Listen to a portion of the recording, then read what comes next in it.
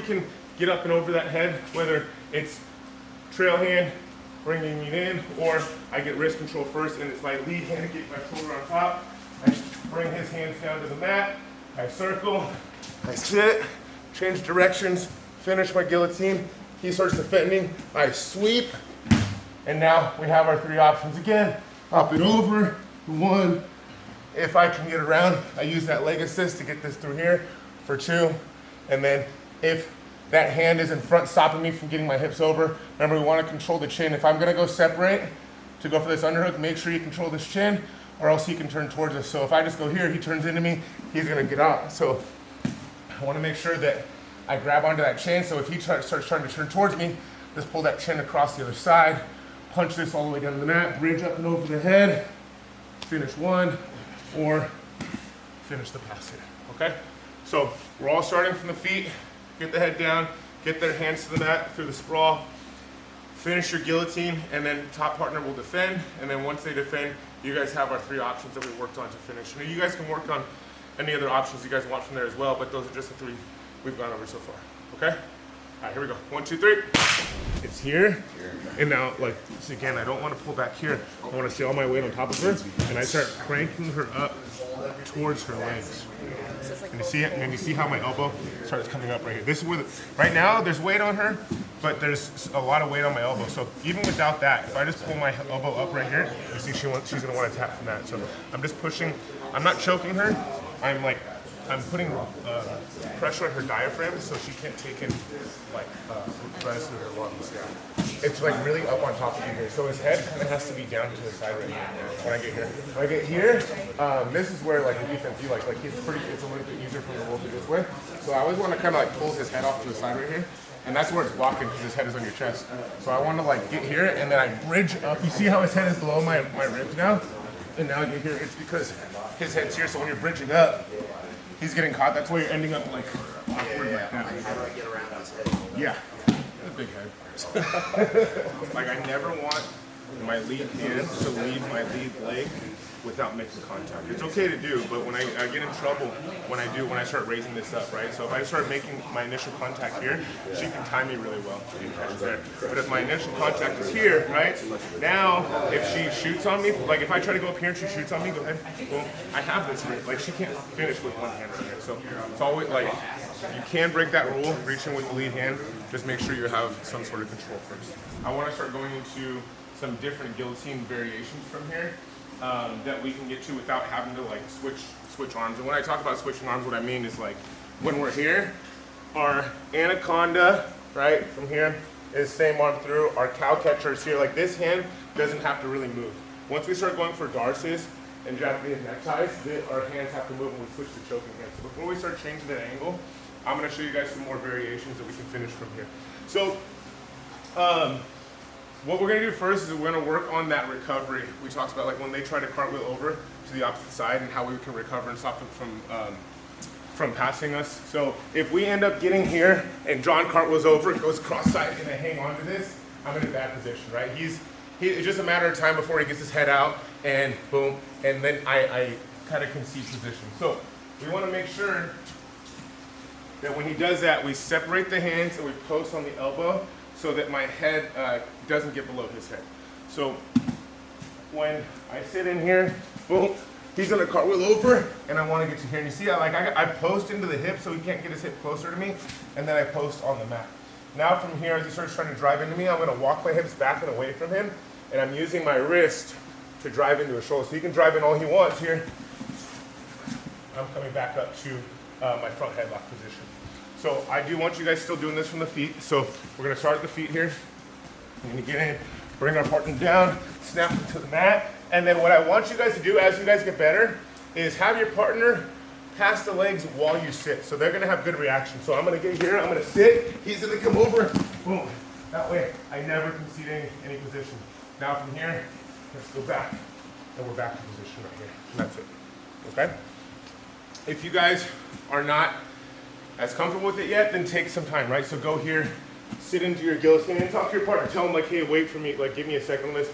Sit into the guillotine, then drop your legs so they can cartwheel over, and then just make sure you catch it before the legs touch the ground. We want to make sure that I like to make sure that I'm catching their hip while they're in the air. If I wait for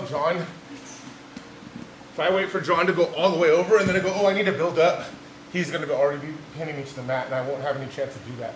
So it's all about early recognition, just like most things. So I'm here, he goes over, boom. As soon as I start going to that outside hip, I have to do something. I know he's cartwheeling over, so I post him to that hip, I walk my hips back, and we build here, okay? And you see that I'm turning my hips over before I'm looking to get height on my hips. So I'm not like pushing him and then trying to like get to my hips and then walk away. I'm turning my hips over first and then building up. So I'll be like belly down before I build to my knees. So again, the full drill will be in here. Snap down. I'm gonna start going to my guillotines. I'm gonna jump over. Oh, I'm gonna frame and just end in position. If you guys want to finish from here, like if you guys want a continuation drills, like have them hop over and then recover and then finish if you guys would like, or you guys can just stop there. All right? Questions? Okay, here we go. 1, 2, 3.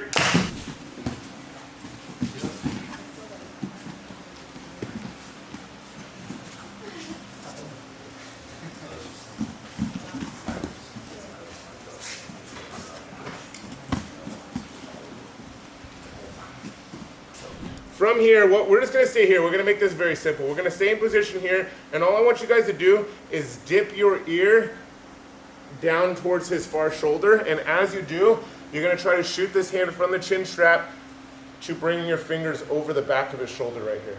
And then I'm gonna bring myself back. So now from here, when John tries to get himself out, with just this grip, I have him caught in there pretty good, right? So it's all about this hand. Usually the guillotines for me, I'm choking with this part of my wrist. Now as I get this through him, we're more choking with the pit of our bicep or our forearm. So I'm diving, and then this comes up and it flops over the top right here. Once we get to here, there's so many options for us to finish.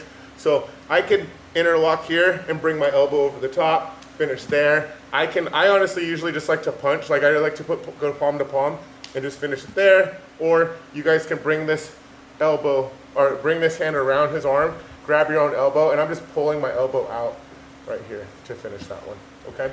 So you guys can finish it there from your knee, and it works fine from there. Like you don't actually need to have the guard in there, or you guys can work to sit to your guard. So start here, I dip, throw this up and over, and then look, so I'll make my grip, and then I'll just start sitting. And all I'm doing, it's just about me pushing this hand up, whether I do it through a palm to palm, or I do it through a high elbow. If I go this way, it's all about pulling that elbow over right here. Okay? So one last time, we're in here, I dive, this is it. Once this is in, you're good. You guys could even grab your bicep if you guys wanted to finish it there, okay? So work 3-4 minutes on this, then we'll go over the 10 finger, and then Chris has anything, we'll go over that, and then we're gonna use it off of this transition there, okay? Questions? All right, 1, 2, 3. I play for the head of time, so as soon as I start playing here, I do that same exact snap. I'm in the same exact position, right? I can kick away and start playing. So it's like the same position, it's just in a bunch of different places. Okay. Anytime that we have our training partner in a chin strap, if you lose him, it's your fault, right? You should always have, like, once it's here, it should be like just a second before it's over with, right? Yeah, I mean, even if you want to transition to a guillotine, arm in, whatever, here and keeping the shoulder is super important, right? Keeping the chin strap, keeping the shoulder, and keeping the pressure. When I go for my 10 finger, when I go for my 10 finger, I'm just looking to augment my hand, right? I don't lock my fingers together, do anything special. I'm just covering my other hand. So as I have this grip here, I'm just covering my other hand, and the second thing is I want to keep his head straight down, right? So don't have his head turning to the side and try to do some funky stuff. Just keep your elbows in, and you're keeping the pressure on your training partner. You want them on their heels, because if they start driving, then it's over, right? Because you don't want him fighting with his hands, because it's easier for him to get a grip and get in here. And then as this happens, at the same time, as I bring my hand in, I like to transition right into the center of my chest. So I kind of put him in that little pocket in your solar plexus, right? And then all you're really trying to do is fold your training partner's neck, like bring his chin to his chest. So bringing your chest down and bringing him up will help you do that. If you can just bring yourself in at the same time, that's good too. Go into your butt, not recommended because his head just pops right up, right? It folds you over instead of folding him. So catch my chin strap, augment the hand, bring him in, keep your elbows in, drive the pressure down.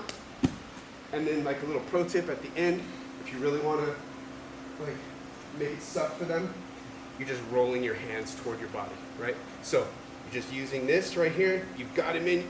A lot of people just want to pull and they put their chest down, start rolling your hands, get the rest of it. It's a little bit of a trach choke, but I mean, such is life, right?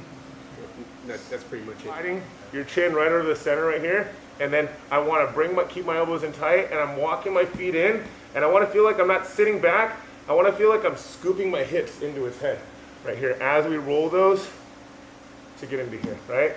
And if they roll through to the side, that's kind of where they're going to be able to get out. But if you guys are really disciplined with your forearms and your elbows in there, I found that I can still finish it here. So like if I'm in here and I get to this position, he starts rolling through, as long as I can beat him to the mat, right? I do not want his head to get to the mat right here. So as long as I can keep the back of his head in my chest, I can still finish that.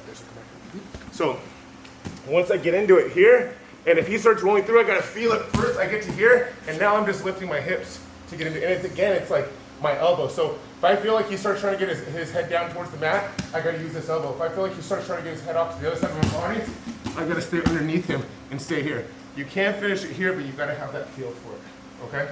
So let's just work it from front headlock for now. And then we'll just call it, we'll work on these two today, and then we'll put them together with that transition we were doing earlier. Okay, cool. All right, 1, 2, 3.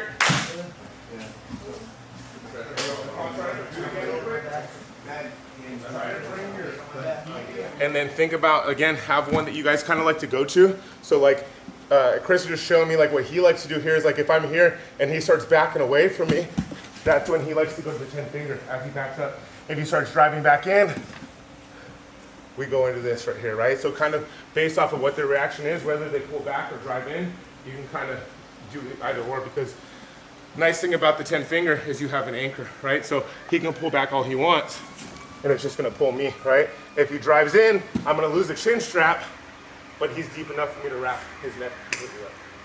Okay? All right, here we go. 1, 2, 3.